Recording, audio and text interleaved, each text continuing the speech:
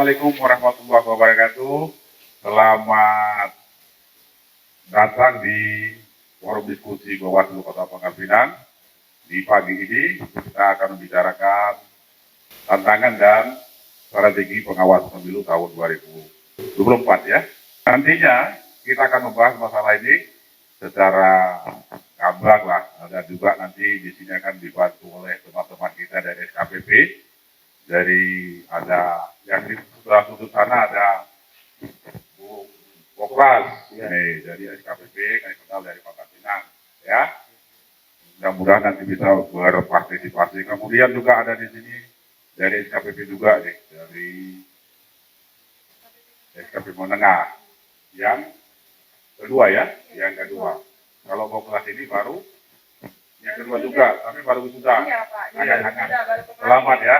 Selamat ya. Dari UDB juga nih, Bung Anwar. Jadi hari ini kita kedatangan tamu narasumber kita, sahabat Bawaslu, yaitu kalau nama lengkapnya Muhammad Saiful Anwar, ya dosen Fakultas Hukum UPB. Terima kasih sudah hadir Pak Bung Anwar ya, saya panggil Bung Anwar. Ya. Terima kasih sudah hadir. Mudah-mudahan pagi ini kita siap semua. Kita melihat kemarin itu yang namanya pemilu serentak 2019 sudah. Kemudian yang ke depan juga kita akan melaksanakan pemilu serentak juga, pilkada dan pemilu. Nah, kira-kira menurut Pak Anwar untuk membuka acara ini, problem-problem apa nanti kemungkinan yang terjadi? Ada mungkin berapa problematika di pemilu serentaknya akan datang. Silakan, Bung Anwar. Oke, baik. Assalamualaikum warahmatullahi wabarakatuh. Secara prinsipal, apabila kita bicara tentang keserentakan pemilu dan pilkada, ya, khususnya di tahun 2024 ini, tahun lalu kita bahas. Hal ini berkaitan dengan permasalahan-masalah umum yang bahkan sering terjadi juga berkaitan dengan pilkada-pilkada sebelumnya. Kalau kita berkaca pada tahun 2019 dengan konsep pilkada serentak ini, ya, apa yang terjadi tahun 2024. Yang paling menarik adalah berkaitan dengan pertama kita bicara tentang keserentakan. Keserentakan dalam arti proses pemilihan umum dan proses pilkada tersebut. Secara prinsip pola dalam tahun tersebut dalam 2024 ini terbagi menjadi dua hajatan besar, ya, pemilu dan pilkada. Nah, itu juga berkaitan dengan kalau kita bicara pemilu pilkada, maka kita bicara tentang ekonominya, bagaimana pembiayaan terkait pemilu tersebut. Cukup besar itu. Biaya pemilu ya. Ya betul. Kedua berkaitan dengan legal standing para pesertanya. Ya.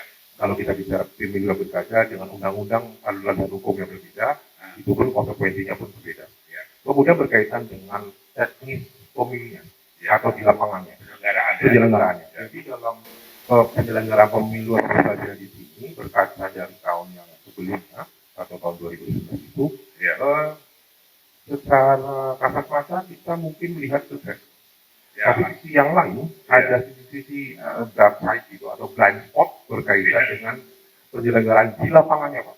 Hal ini berkaitan dengan bagaimana penyelenggaraan di tiap-tiap TPS itu misalkan banyak atau adanya beberapa kejadian yang tidak penting, namun ini terjadi. Ya. Satunya misalkan berkaitan dengan banyak yang meninggal ya, atau kelelahan ya. Iya, meninggal berkaitan dengan penyelenggaraan pemilu serentak itu tahun yang ke-2019. Jadi kalau menurut Bung Anwar ini mana yang lebih menonjol dari tiga tadi, mana kemungkinan dia akan paling menonjol potensi-potensi yang kita bicarakan tadi? Ya, kalau satu poin penting yang menurut saya kritik dan perlu dievaluasi berkaitan dengan bagaimana pelaksanaan pilkada pemilu itu di lapangannya, Pak. Oh, berarti teknisnya ya, di lapangan. Baik itu dalam sisi penyelenggara yaitu KPU-nya, ya, maupun sisi pengawasan yaitu Bawaslu-nya. Berkaitan dengan misalnya kita berkaitan dengan KPU-nya sebagai penyelenggara pemilu, maka secara teknis dia harus siap secara utuh dan menyeluruh berkaitan dengan penyelenggaraan tersebut. Bagaimana Bawaslu sebagai lembaga pengawas pemilu tersebut juga memberikan sebuah kepastian terkait dengan kualitas pemilu tersebut. Nah, pada saat kita bicara di lapangan, ini semua masuk dalam ranah bagaimana sumber daya manusianya atau para petugas-petugas yang di lapangan itu yang menurut saya lebih krusial atau titik krusialnya di situ karena baik mulai dari masuknya para pemilih sampai keluar pemilih dan sampai perhitungan. Berarti pada saat orang ini pada saat pesta rakyat tadi ya, Iya. pada hari itu pada saat pemungutan suara inilah yang Paling krusial. iya, karena itulah yang menentukan titik suaranya istilahnya orang memberikan suaranya itu kemudian dia saya berikan kepada negara melalui KPU dan Bawaslu itu untuk pengawasan untuk menjadikan yang sebuah pada clue-nya itu di endingnya kekuasaan itu. Iya, iya. Bagaimana di lapangan itulah yang menurut saya harus mungkin dibenahi secara utuh dan menyeluruh. Ya, dalam hari-hari itu ya. Iya, karena hari-harinya itu lebih penting. Dari 3 poin tadi itu di hari-hari itu paling penting ya. Ranah teknis di lapangan itu. Memang pengalaman kita selama ini Bung Anwar, memang hari-hari itu kita sudah bukan lagi 24 jam, jadi 25 jam. Jadi mulai dari semua potensi masalah ada di situ. Ya, mulai dari yang lain. Kira-kira kalau menurut Boklas gimana tentang yang pengalaman-pengalaman selama ini gimana yang telah dialami? Tadi akan 3 poin gitu ya. Kira-kira yang ketiga poin ini apa pendekatan kira-kira pasal yang pernah dialami Boklas kan sudah pilih nih ya. Nah kira-kira gimana pengalamannya? Dilihat dari pengalaman pemilu sebelumnya bahwa yang sering terjadi itu yaitu SDM itu di hari pemilu, apalagi kalau kita yang dari kampung ini ya penting asal jadi aja. Nah penting laporan ada kepada penyelenggara. Nah sebenarnya sini kita juga berharap bahwa untuk penyediaan SDM itu sudah harus dipersiapkan sebelum hari H. Apalagi di tahun 2024 ini merupakan pesta rakyat yang sangat besar dan kita nggak mau juga pemerintah sangat rugi nantinya gitu. Ya. Nah, begitu juga untuk masalah yaitu tadi legal standing Pak ya. Nah, legal standing untuk para calon ya di sini juga kita berharap kepada Bawaslu atau pihak manapun untuk bisa memberikan pendidikan politik terhadap para calon. Kita berbicara perihal teknis kan di lapangan. Kita juga berbicara perihal administratif. Yang di sini salah satunya menyangkut DPT, Pak. Saya berbicara DPT ya, Pak. Banyak pengalaman di lingkungan saya terjadi ketika nama tersebut tidak tercantum Pak dalam DPT kan. Entah bagaimana mereka tersebut tidak mendapatkan undangan gitu untuk datang ke TPS. Nah, hal tersebut itu menurunkan minat mereka untuk memilih gitu Pak. Nah, jadi gimana sih Pak sebenarnya strategi agar masalah DPT ini tidak terulang kembali ya? Kita tahu kan setiap tahun masalah DPT ini terus terjadi Pak. Jadi kalau dia sini pernah ada pengalaman gitu ya tentang permasalahan DPT. Jadi mungkin dia ini ingat keluarganya atau kan ya undangan itu nggak disampaikan, ada mungkin permasalahan DPT nggak terdaftar DPT. Apa mungkin nanti ini Bung Anwar masalah ini masih muncul nggak permasalahan DPT mungkin atau mungkin nanti lebih besar mungkin potensinya? Iya, kalau kita bicara DPT maka sebetulnya bagaimana dari pihak IO-nya atau KPU-nya Ya pelaksana ya. Kalau kita bicara IO itu ya, kalau Bawaslu itu kan ya mengawasi proses ya. Kalau kita bicara pengawasannya maka kalau kita bicara penyelenggaraannya maka KPU di sini menjadi titik krusial, titik poin untuk mensosialisasikan kepada warga. Bagaimana apabila masyarakat tidak terdaftar? DPT ya? Iya, apabila masyarakat atau person itu tidak memiliki tidak ada dalam daftar pemilih, apa yang dilakukan? Kebiasaan yang kita lakukan adalah menjelang mendekati hari H itu baru isu. Iya. Itu yang paling sering. Iya, saya nggak ada. Betul. Terdaftar gitu. Betul. Padahal kalau kita mereview ke belakang, cikal bakal adanya DPT itu berasal dari misalkan kita bicara tentang rukun tetangga atau RT, Iya, ya. kemudian dari RW, masuk ke misalkan ke kelurahan atau desa, masuk ke kecamatan, dukcapil dan sebagainya. Sumber resourcesnya itu ada di Kementerian Dalam Negeri, Ya. kalau kita bicara resources DPT dan sebagainya. Nah, kemudian dikualifikasi atau dipilih dan dipilah sesuai dengan misalkan tingkatan umur atau yang layak atau boleh untuk memiliki hak suara. Nah, cikal bakal pertama kalau usulan saya Mbak itu berawal dari bagaimana dari rukun tetangga itu mensosialisasikan juga atau ikut berpartisipasi dalam proses penyelenggaraan itu. Bukan dalam arti administratif dia ikut dalam misal APPS atau PPS itu, tapi RT itu mengingatkan bahwa dalam satu RT itu ada warganya yang tidak ada dalam daftar pemilih tertentu. Itu yang sering terlewatkan. Atau pada saat dia mendekati hal-hal baru pertolongan itu, saya kok tidak ada. Akhirnya muncullah oleh kebijakan, muncullah silakan boleh masuk ke TPS, tapi hanya untuk pemilihan nasional. Iya. Nah itu sebenarnya secara Jadi, Bung Anwar pernah mengalami seperti itu. saya justru milihnya adalah dalam satu keluarga kami pisah TPS. Wah, pengalamannya satu keluarga beda TPS, satu di utara, satu di selatan. Iya, gitu padahal ya. satu kakak gitu kan. Nah. Terus sama itu saya. Ini PR, sebenarnya ini PR Bawaslu juga nantinya. Iya, karena dalam proses untuk mendapatkan DPT sebagai Iya. daftar pemilihnya, Iya. itu mungkin harus mungkin disegerakan dari awal Pak. Mungkin karena kita tahun 2024 mungkin starting dari sekarang sudah memilih dan memilah berkaitan dengan langkah apa saja yang bisa dilakukan oleh Bawaslu atau KPU untuk memverifikasi, mengkualifikasi dan memilih dan memilah daftar pemilih mana yang berpotensi ataupun yang sudah pasti. Maksudnya berpotensi adalah misalkan tahun sekarang umur 17 tahun, 15 tahun misalkan. 2024 umur 17 tahun. Dan itu bisa memilih. Itu bisa menjadi updating atau pemutahiran DPT sebagai atau masuk dalam DPT. Ya memang kalau di Bawaslu-nya ini, di Bawaslu KPU juga sekarang kan ada juga yang namanya pemutahiran daftar pemilih berkelanjutan. Ya. Nah ini sebenarnya kan kalau masalah pemutahiran daftar pemilih ini kan bukan juga tugasnya KPU dan Bawaslu, ya, betul. Tapi seluruh stakeholder kita juga ya punya tugas masing-masing, juga orang dari partai politik, betul. Nah kemudian juga pemerintah daerah bagaimana mensinkronkan ini supaya data DPT ini tersaji dengan baik gitu. Kemudian nanti Mbak Dias juga, alumni SKPP ketika mengetahui masyarakat tidak mendapatkan undangan, kami mengarahkan bagaimana yang seharusnya dilakukan masyarakat agar bisa menjawab. Betul. Itu yang menarik kalau menurut saya bahwa ternyata memang perlu ada partisipasi dari masyarakat khususnya yang muda-muda seperti itu. Selama ini kita lihat kan di mana KPU-nya, Betul. di mana Bawaslu-nya.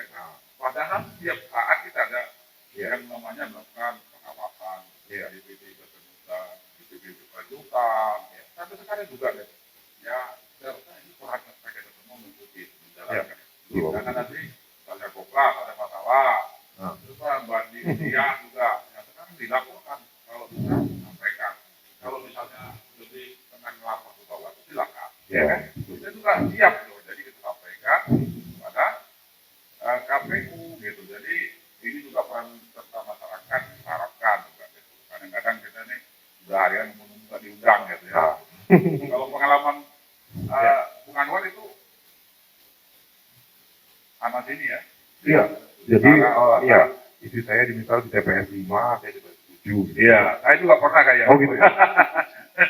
Sebenarnya bukan masalah pembagian TPS 5. Tapi kalau untuk saat ini karena kita sudah di Bawaslu, mudah-mudahan di kabinet yang terjadi. Amin. Karena kebetulan perkara itu sebenarnya mungkin bagi kita sepele gitu. Itu tapi secara administratif dalam satu kakak itu kan dia adalah satu dalam satu kakak itu kan satu keluarga nih. Biasanya dalam satu TPS lah biasanya. Tapi ini juga malah terpisah atau bahkan malah hilang dari DPT tadi dikatakan oleh Mbak. Itu yang menurut saya mungkin pasti potensi itu akan ada. Yang menarik adalah takutnya itu dijadikan sebagai dasar atau alasan bagi para peserta pemilu. ini bagaimana sih KPU dan Bawaslu ini kerjanya apa aja selama ini? Kok DPT selalu dan selalu menjadi momok atau menjadi sebuah tahapan yang bermasalah dalam arti masalah updating DPT itu Pak. Persepsi itu yang terjadi. Oke. Jadi kalau itu kan masalah DPT itu ya. Jadi kalau misalnya gini, ini kan permasalahan potensi permasalahan ini sebenarnya kan banyak. Ada lagi nggak kira-kira gambaran atau proyek ke depan yang mungkin nanti bisa diprediksi sama Bung Anwar, kira-kira potensi pelanggaran apa lagi nanti atau permasalahan apa lagi yang akan terjadi di pemilu daripada yang kita ceritakan tadi. Kira-kira ada lagi nggak kira-kira potensi yang mungkin nanti bisa terulang gitu? Terulang dan pas yang terjadi itu ada Pak. Iya ya.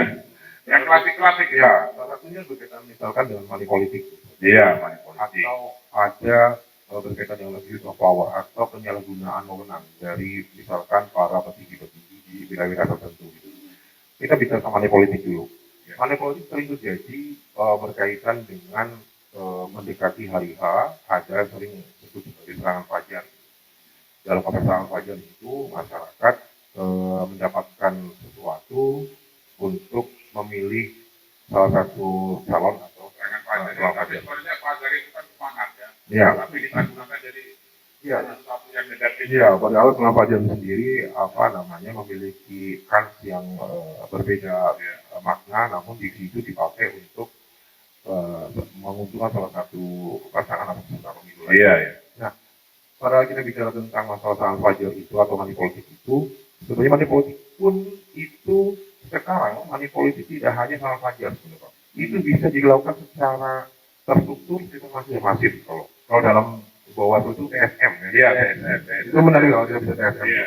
Nah, terstruktur semacam masif itu biasanya berkorelasi dengan abuse of power dari para pemimpin di wilayah tertentu. Biasanya ini terjadi di rentang jangkauan atau wilayah-wilayah yang jauh dari pusat. Itu yang terjadi Pak. Jadi contoh, abuse of power-nya maksudnya intinya adalah dia menggunakan fasilitas-fasilitas dari negara untuk keuntungan misalkan partainya. Fasilitas negara. Iya. Dia menggunakan negara untuk menguntungkan partainya, pasangan calon atau pemilu. Itu yang sering terjadi Pak. Dan bahkan itu kan sudah secara prinsip dia sudah melanggar undang-undang. Yang lain dia sudah melanggar tentang sumpah janji jabatannya Pak. Makanya saya sebut kalau dalam konteks kami teori di hukum tata negara khususnya itu ada abuse of power. Bagaimana dia menyalahgunakan wewenang, menyalahgunakan kekuasaan untuk kepentingan pribadi atau golongan. Itu sih Pak. Berarti kemungkinan nanti masih menggunakan fasilitas negara itu masih dibutuhkan ya. Itulah Selain dari money politik ya. Ya, momennya itu Pak. Bahkan makanya money politik bukan uang dikasihkan sama pajak, sekarang sudah tersistem Pak. Pemberian sedekah, pemberian dana, kemudian dibarengi dengan memilihkan atau menggiring opini untuk memilih A, B, C, dan sebagainya. Itu terjadi cuma tinggal bagaimana masyarakat dan kita ini sebagai anggaplah sebagai kaum terpelajar untuk mengawasi itu dari mulai awal sampai akhir dalam proses pemilu atau tidak. Itu sih Pak menurut saya ya. Kalau Bokras melihatnya gimana? Masih gimana kira-kira? Masih pernah tidak merasakan atau dia merasakan yang namanya serangan apa tuh? Serangan fajar. Ya. Pernah tidak merasakan? Apa masih nunggu-nunggu itu kayak apa yang lain gitu? Kan ini masyarakat sekarang itu kadang-kadang itu ditunggu. Iya. Kadang-kadang kebiasaan itu dibenarkan. Padahal kalau kita berkaca dari undang-undang pilkada atau pemilu, ya dialog pemilu ada yang pemberi, itu juga dana atau penerima, tapi tidak semua orang orang tersebut yang memang diancam hukum pidana. Kalau Bokras gimana melihat money politik akan jalan? Pernah nggak terima masih nunggu gitu? Yang dikatakan Kalau saya sendiri ya untuk money politik ini bahwa saya belum pernah ya. Karena kita kan udah kira-kira. untuk saat ini enggak. Kita nanti kan cerita begini ya. Padahal dapat nunggu-nunggu gitu. Karena pengalaman kami orang tua kita ini tunggu kelas, kami kan nggak minta gitu. Iya. Ya, mereka datang sendiri gitu. Tapi nggak tahu ada yang datang. Jadi, dan money politik ini memang agak lucu. Lucunya begini, eh, kalau pada saat kita bertanya di tahapan itu kampanye, ada nggak money politik bagi pemerintahan? Kalau kan bilang nggak ada. Yang ngelakuin juga tidak ada gitu. Tapi misalnya sudah selesai apa, sudah dipilih, sudah ditetapkan, kan sudah kemarin. Jadi saya sebagai rakyat biasa lah gitu. Kok kemarin kok nggak ngelapor gitu kan? Gimana kira-kira? Apa masih nunggu tadi uang-uang ya? Tapi jangan itu, kalau SKPP jangan itu. Kalau kita sebagai anak muda, Iya. anak muda itu merupakan generasi penerus. Nah, bahwa kita pengennya nanti pemilu itu ya bersih lah, gitu. Kan makanlah sama-sama. Ya, benar. Ya, harapan kita seperti itu, Pak. Nah, jadi itu saya apa ya, mengenai money politik ini, Pak. Ini seperti seksi. Oh iya. Nah, Seksi. nah, Bukan kayak Mbak Dias ya. Kalau Mbak Dias itu bukan seksi. Tapi enak dilihat ya. Enak dipandang. karena ini nggak diambil sayang, diambil dosa gitu kan. Iya, iya. Kalau nggak yang dulu kan sedikit. Iya. Kalau banyak, ya kita nggak tahu kan. Makanya ini saya mau bertanya sama Bapak, ini kan kami sebagai anak muda nih, dari SKPB, bagaimana sih cara kita supaya ke depannya money politik ini setidaknya berkurang seperti itu. Nah, karena ya saya sendiri juga melihat udah berapa kali pemilihan bahwa ini agak susah dihindari gitu, bahwa dari si pelaku sama masyarakatnya seperti ini sama-sama kerjasama ini. Ya, gimana ya caranya? Oke. Berarti ada pengalaman ya. Tapi kalau saya sih prediksi kerjasama itu agak sedikit ini ya. Mungkin kalau lebih tepatnya simbiosis mutualisme. Iya, Ya. Karena pada saat kita bicara misalkan itu peserta pemilu misalkan bahwa dia ingin memperoleh hak suara, maka dia harus mengungkap sesuatu, yaitu dengan misalkan menggunakan sembako tadi atau apa saja. Nah, pada saat kita bicara bagaimana caranya agar kita bisa mengurangi, pertama kita bicara mindset pola pikir dari masyarakat. Apakah dengan manipulasi itu bisa tergadaikan atau bahasa saya itu digadaikan dengan 5 tahun pemimpinan yang korup. Nah, kenapa saya bilang korup? Karena kalau pasti biasanya berbasis ekonomi itu akan Biasanya ya. iya biasanya gitu ya. Pada saat kita Tapi tidak bisa juga dipasti. Iya. Karena pakai hukum ekonomi lah. Iya. Saya mengeluarkannya kecil tapi mendapatkan yang besar. Ya, orang ekonomi ya. Iya. Pada saat saya mengeluarkan besar, otomatis saya harus mendapatkan lebih dari yang saya keluarkan.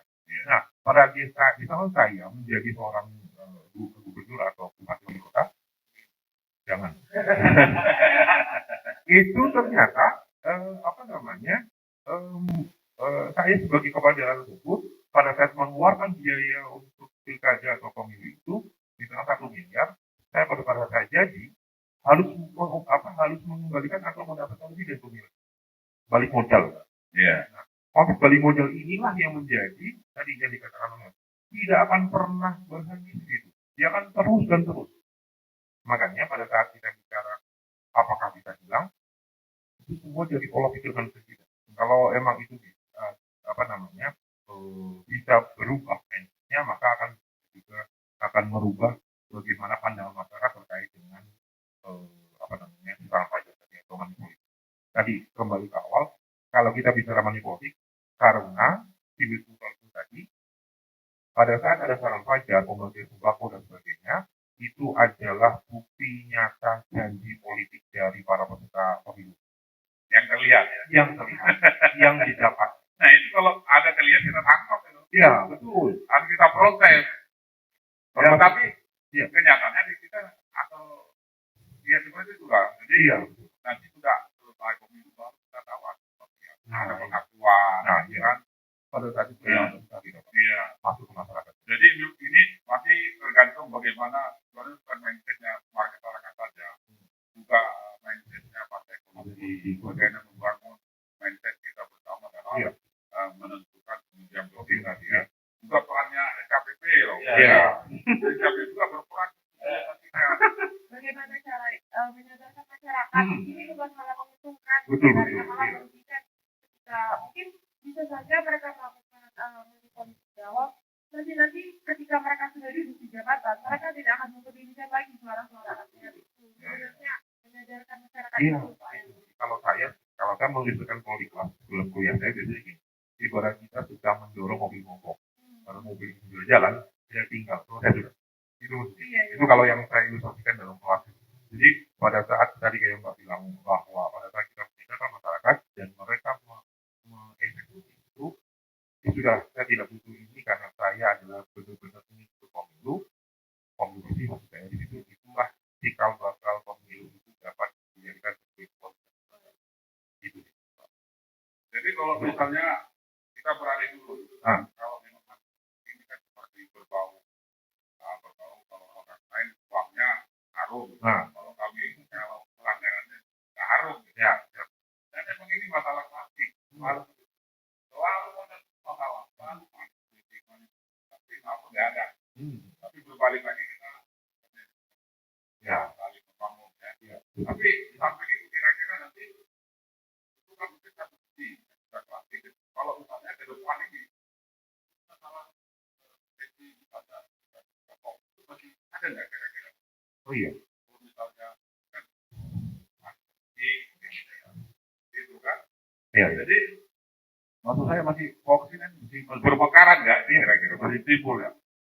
Kita tidak mengundang gitu, karena kemajuan zaman dengan berbasis pada media-media yang notabene sekarang teknologi informasi ini sangat cepat. Iya, Kita tidak bisa menghindarkan pada konteks berita hoax. iya, Kalau kita bicara berita hoax, maka kita tidak hanya berkaitan dengan masyarakat itu, namun juga ada instansi tertentu, misalnya pemerintah, yang bisa melakukan tindakan-tindakan tertentu berkaitan dengan berita hoax.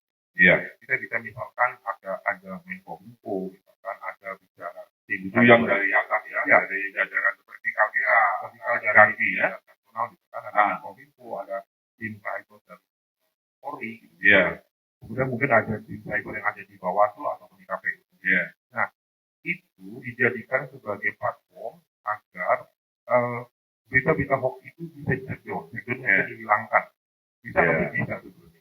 Kita bisa mencari sumber di mana mulai awal sebuah berita hoax itu diluncurkan. iya, Tinggal bagaimana. Masalahnya gini. Yang menarik adalah kalau kita bicara hoax itu saling berurutan dan saling berjaring gitu. Itu yang agak sedikit menyusahkan bagi para misalnya tertentu untuk mencari cukup lama. Padahal kita bicara pemilu ada kurun waktu yang cukup pendek. Itu sih. Jadi memang kalau pengalaman kita kan ya ada juga yang namanya kampanye media di hoax ya, yang bisa menimbulkan kebencian segala macam. Ya kemudian bisa dibagi dua, itu ada juga yang namanya di media sosial itu black campaign, kita kampanye negatif ya. Jadi ini menurut Anwar nanti kita harus lebih berkoordinasi ya dengan lembaga-lembaga negara. Iya. Kalau misalnya Mbak Dian gimana kalau melihat berita-berita hoax di media sosial perkembangannya, kira-kira hubungannya nanti untuk pemilu gimana? Bicara mengenai penggunaan media sosial, Pak, zaman sekarang kan di mana-mana itu penggunaan teknologi kan. Teknologi adalah wadah yang sangat luas di mana kita bisa berkomunikasi secara bebas gitu kan. Nah, beberapa orang menggunakan media sosial ini untuk sarana berkampanye dan beberapa juga melakukan black campaign atau menyebarkan hoax, isu sara begitu, Pak. Ketika mereka sudah melakukan tersebut tuh sebenarnya strategi yang harus dilakukan oleh Bawaslu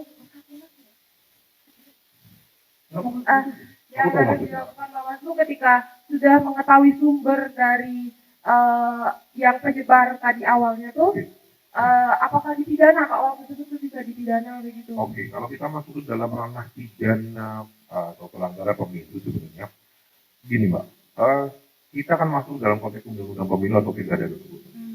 Kalau kita masuk dalam ranah pidana, maka kita apabila tadi dinyatakan bahwa Bawaslu sudah tahu siapa penyebarnya, apakah Bawaslu bisa memberikan punishment kepada person itu?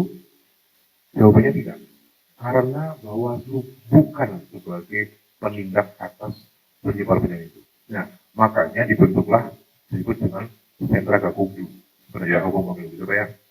Nah, pada saat dalam Gakumdu tersebut, Bawaslu memiliki suara atau memiliki hak untuk memberikan informasi terkait dengan penyebaran-penyebaran hoax ataupun sara tersebut. Nah, dari situlah polisi berbasis informasi tersebut bisa melakukan penindakan pelanggaran pemilu terhadap person atau lembaga-lembaga yang menyebarkan berita hoax atau berbasis sara ataupun berita-berita beli ataupun ujaran kebencian atau apapun itu bentuknya yang berbasis pada media massa. Ya, apa juga itu namanya kampanye hitam ya. Hitam ya. Gitu Pak. Ya, banyak juga sebenarnya. Ya. Kalau masalah di media sosial memang banyak masalah-masalah bukan hanya sara ya. Tapi bukan si sara yang dekat, bukan si sara yang kita tahu selama ini ya. Jadi sara itu ya memang yang jadi masalah problema dalam pelaksanaan kemungkinan yang jadi dimanfaatkannya orang-orang tertentu untuk meraih suara atau menurunkan elektabilitas daripada yang lain lawan politiknya gitu. Itu mungkin Musara itu mungkin Iya, ya. Pak. Jadi ini tadi saya pikirin Sarah ini jadi teringat ya waktu teman sekolah ya. Oh, gitu. Iya.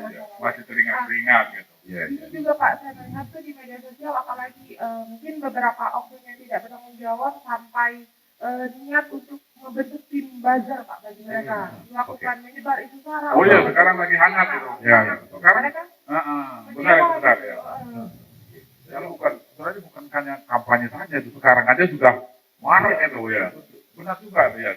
Jadi tim buzzer gitu sebenarnya. Dia kemana tadi kita melihat ke platformnya dulu Pak. Iya. Kita bicara media sosialnya. Media sosial ini tadi dikatakan oleh Mbak bahwa itulah sebagai sarana bisa berdampak positif, bisa berdampak negatif. Kalau kita bicara positif maka sebagai pemberian informasi yang baik dan valid dan sebagainya.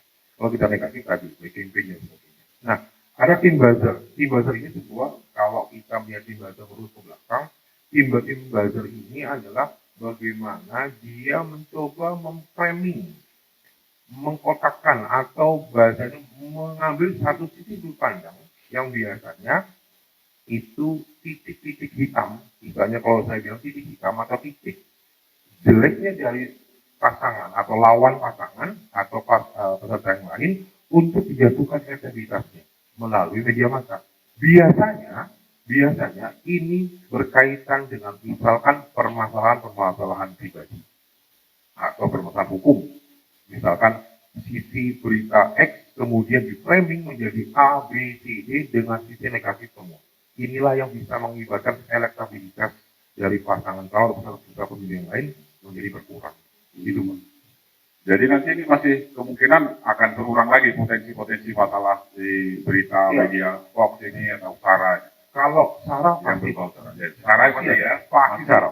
Nah, tinggal tim buzzer tadi itu tergantung kekuatan ekonomi dari para peserta pemilu. Iya. Berani bayar enggak? Nah, Karena ini berkaitan dengan kemampuan seorang untuk melakukan sebuah penyebaran hoax gitu, secara masif tadi.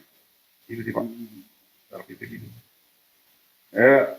kalau kita misalnya itu berita hoax sudah, sara sudah, ini kita kalau menyimak ya, ini antara perbedaannya Undang-Undang TNI Polri, kemudian ada juga Undang-Undang ASN, misalnya Undang-Undang Nomor 5 tahun 2014 ya, kalau udah salah itu.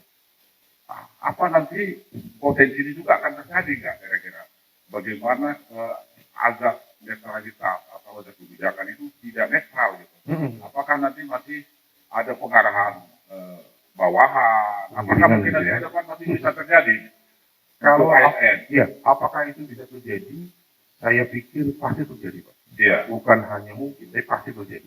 Karena begini Pak, kita melihat bahwa untuk mendapatkan kekuasaan apapun itu baik itu rendah maupun tinggi, itu menggunakan gerbong-gerbong partai politik. iya, Pada saat kita bicara pemilu pilkada, otomatis bagaimana partai politik itu menggunakan segala daya upaya agar partai politik tersebut menang. bisa mempertahankan ya. Iya, Biasanya ini kan dilakukan incumbent ya. Ya, Bisa mempertahankan kekuatan di pemerintahan gitu. baik dia pribadi Iya. ataupun partai politik yang Iya. mendukung dia. Nah, dengan cara seperti itulah dia menggunakan segala upaya berkaitan kewenangannya pada saat dia menjadi misalkan pimpinan tertentu untuk menggiring atau membuat suatu opini atau wacana di masyarakat bahwa partai ini, golongan ini adalah yang bisa dicoblos, bisa dipilih. Jadi memang nanti bisa mungkin diarahkan. Bisa diarahkan, digiring Pak. Ibaratnya digiring untuk memilih pasangan X atau memilih peserta yang X gitu. Tapi biasanya ini untuk pilkada ya, untuk pilkada kebanyakan ya. Iya, bahkan pemilu pun sudah gitu Pak. Tidak ya? Sudah. Bahkan kalau kita melihat kita sekarang banyak mulai memunculkan calon-calon, maaf kalau kita bicara presiden, calon-calon presiden untuk mencoba mensosialisasikan kepada masyarakat, ini loh calon yang layak, ini calon yang menurut partai tertentu itu bagus, baik dan berdedikasi. Berkaitan dengan ASN tadi, apakah bisa? Bisa. Bahkan dikategorikan kalau saya pasti menggunakan kewenangan itu. Itulah yang disebut tadi saya bilang bahwa ini penyalahgunaan atau abuse of power itu, penyalahgunaan kewenangan atau kekuasaan. Itu paling sering terjadi. Kalau menurut Gopras gimana kira-kira? Ada yang keluarganya enggak itu pernah diarahkan, ada ASN ini kita pernah enggak cerita dengar gitu? Jadi mengenai peristiwa seperti ini ya sering terjadi sebenarnya. Mengenai ya kalau orang tua saya juga ASN. Pernah mengalami ya? Pernah mengalami. Tapi pasti aku yakin kalau orang tua tidak mau ya, pasti dia punya pendirian ya. Pada saat itu masih kecil. Iya. Jadi kurang tahu mau atau enggak. Iya. Oh berarti itu zaman-zaman ya? Iya. Oh iya. Jadi Saya pikir sudah saya di bawah turunnya gitu. Kalau saya kan kira tahun ini insya Allah tidak ada. Ya. Karena kita diberi amanah gitu ya. Jadi itu sebenarnya kan ASN ini kan ya taat kepada pimpinannya. Iya. Nah, kayak gitu. Nah, ini juga menjadi problema dari ASN-nya dan pimpinan tersebut ya gitu karena menggunakan kekuasaan tadi itu. Nah, bagaimana kita ini juga tetap mempertanyakan kepada Bapak, bagaimana untuk mencegah seperti itu bahwa ASN ini kan ada yang dari diri sendiri pengen mendukung atau jadi ikut mendoktrin masyarakat luar. Nah, yang kedua ASN ini tidak mau ikut bergabung tapi karena paksaan sebenarnya gitu desakan gitu. Kalau nggak dukung saya nanti turun jabatan. Bahaya. Jadi Bagaimana untuk mencegah seperti itu nantinya ke depan, Pak? ya kalau saya ngambil statement poinnya gini. Atau gini dulu, apa enggak seperti itu? Oh karena gini, kebetulan saya ASN juga baru. Orang tua saya memang salah satunya guru ya, ibu saya guru SD. Dulu ibu kalau kita bicara zaman Allah saya bilang orde sebelumnya, sebelum reformasi, memang ada sedikit. Kalau saya desakan atau tekanan mungkin tidak, tapi seolah-olah itu diperintahkan. Iya. Oh diperintah ya? Bukan diarahkan lagi, bukan diperintah. Makanya tadi kalau zaman sekarang saya punya adagium atau analogi begini. Ada yang disebut dengan koin, ada disebut dengan koin. Koin ini tadi maksudnya manipulasi sebagai dibayar ya, tapi poin. Kalau saya mendukung akan mendapatkan X, tidak mendukung akan saya turunkan dari jabatan itu. Nah itu poin itu, poin itu. Menarik Pak tadi pertanyaannya. Baik kalau kita melihat bagaimana caranya, kita melihat bahwa kita harus tahu bahwa di pemegang kekuasaan itu, dia itu ada dua hal yang harus dia pahami. Bahwa pertama, dia itu dipilih atau sesuai dengan jabatannya, dia itu apabila menggunakan jabatannya itu untuk melakukan tindakan penyalahgunaan itu, dia sudah melanggar hukum. Yang pertama. Kedua, dia sudah melanggar sumpah jabatannya. Kalau kita bicara sumpah jabatan, dia itu pada saat dia disumpah, dia menggunakan nama Tuhan. Entah itu agama gitu. Ada agamanya A, B, C, D, dan sebagainya. Jadi pada saat dia melakukan tindakan topor tadi, dia itu sudah melanggar dua kualifikasi, yaitu pelanggaran hukum, dan kedua ada pelanggaran sumpah dari jabatan. Itu makanya seharusnya, saya biasa yogianya, para pemimpin itu hanya sadar bahwa apabila dilakukan oleh mereka itu dengan mencoba untuk memframing sesuatu, itu sudah melanggar dua hukum yang berlaku di Indonesia, baik itu pelanggaran hukum dan pelanggaran sumpah jabatan. Oh, jadi sebenarnya yang diperlukan di sini tuh mawas diri sendiri ya Pak, dan Betul. introspeksi Betul. terhadap diri. Jadi Kita harus memiliki tanggung jawab. betul bahwa sebetulnya perpunya sendiri mau enggak, tapi memang tadi dikatakan Mas Ruben bahwa pada saat saya misalkan dari menjadi seorang pemimpin baik itu wali kota, jabat gubernur misalkan, mau nggak mau saya punya keterikatan dengan ormas atau partai politik. Nah, ya gitu lah ya. Kepala daerah. Saya tidak berkenan lah. Nah, itu otomatis akan mengikut atau istilahnya tunduk dan patuh pada aturan dari partai politik. Nah, itulah yang menjadi agak ketimpangan bahwa pada saat dia menjadi pimpinan suatu wilayah atau daerah, dia seharusnya melepaskan hubungan secara struktural dengan partainya. Karena dia sudah bukan menjadi petugas partai lagi, tapi dia adalah petugas rakyat. Jadi dia tunduk dan patuh pada kedaulatan rakyat seharusnya. Kita bisa seharusnya ini idealnya. Walaupun kenyataannya kita tahu sendiri bahwa walaupun itu sampai ke tingkat pemimpin itu dianggap sebagai bagian dari sebuah organisasi partai politik. Jadi itu mungkin ya potensi-potensi yang mungkin ya, hampir terjadi ya. Ada yang namanya money politik, masalah kelasi, kemudian yang kita adalah ASN, ya. Kemudian berita hoax, ya, kemudian cara, segala macam black campaign itu kemungkinan ya terjadi gitu ya. Tapi ada juga mungkin masalah-masalah teknis, potensi masalah yang bisa terjadi, misalnya masalah APK, kemudian logistik, kemudian dana kampanye ini kan secara wewenangnya juga wewenang Bawaslu dalam pengawasan. Memang di sana sini kita ada kekurangan dalam setiap pengawasan, misalnya dana kampanye, kemudian logistik. Nah, berpotensi juga menurut kami memang bahwasanya karena ini serentak, biasanya teman-teman kita itu penyelenggara itu membuat percetakan dengan suara, bisa potensi juga nanti tertukar gitu. Betul. Nah, gimana kira-kira kamu melihat nanti potensi-potensi belanja masalah yang ke depan, misalnya dana kampanyenya, masalah logistik, APK, gimana kira-kira? Kalau kita bicara misalkan pertama kita bicara tentang dana kampanye misalnya.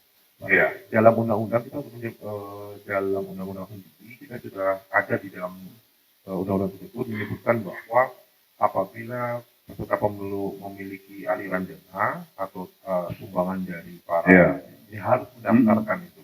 Dan pada saat kita bicara mendaftarkan itu, maka ada akses dari KPU maupun Bawaslu dan pihak tertentu, misalkan PPATK gitu terkait dengan transaksi keuangan itu bisa dijadikan sebagai dasar atau alat untuk sebagai pengawasan terhadap aliran dana tersebut. Iya. Kalau kita bicara aliran dana. Iya. Kalau kita bicara logistik, maka untuk bicara logistik, bagaimana cara pencegahannya atau apakah ini akan terjadi berlarut?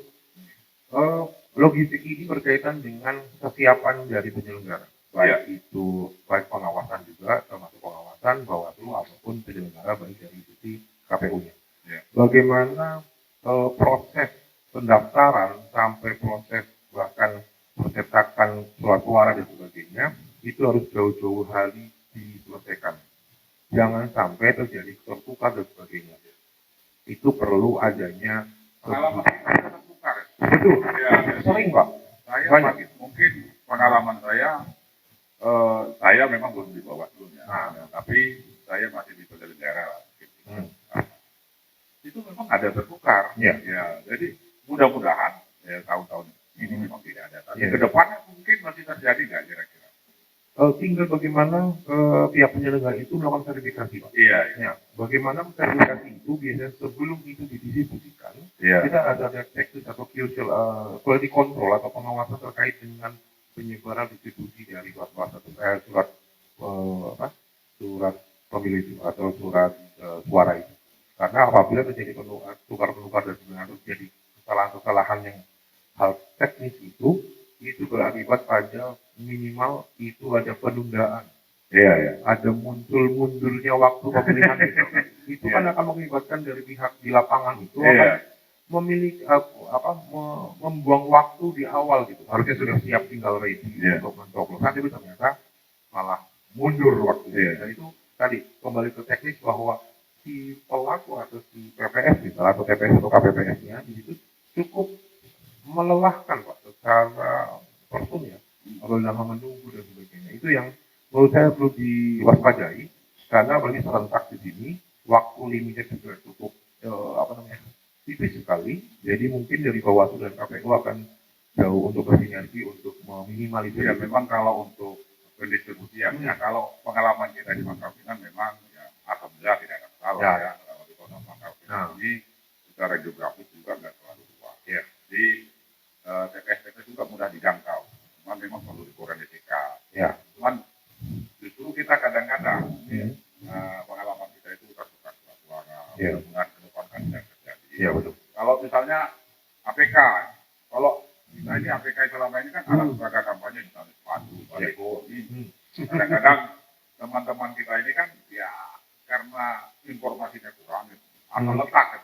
Kalau Mbak Dia sama Goplas itu pernah nggak misalnya alat peraga kampanye diletakkan di rumah di pekarangan itu, misalnya jadi masalah atau dia tidak minta izin gitu, pernah nggak pengalaman alat peraga kampanyenya gitu?